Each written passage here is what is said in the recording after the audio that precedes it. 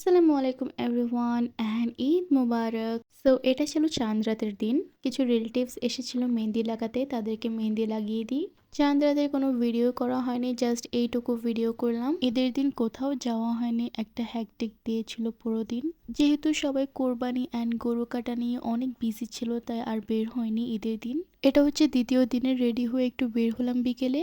আমরা বের হতে হতে 5টা বেজে যায়, তাই আর দূরে কোথাও যাইনি, গিয়েছিলাম আইন আতুমে। এখানে তেমন কিছুই নেই, সবাই এখানে ওয়াটারফল দেখতে আসে, বাট এখন কোনো ওয়াটারফল নেই। অ্যান্ড ওয়াটারফলটা শুধু খারিফের সময় দেখা যায়, এখন তো কোনো খারিফও নেই। তারপর আমি এখানে কিছু পিকচার্স তুললাম, দেন ভিডিও নিলাম রিলসে অ্যাড করার জন্য। অ্যান্ড এটা হচ্ছে আমার ঈদ আউটফিট। আমার এই ড্রেসের সাথে কোনো ম্যাচিং ইয়াররিংস ছিল না, সো অনেক খুঁজে খুঁজে এই ইয়াররিংসটা পাই। দেখতে দেখতে প্রায় সন্ধ্যা হওয়ার টাইম হয়ে গিয়েছে, চাঁদ মামাও উঁকি দিল।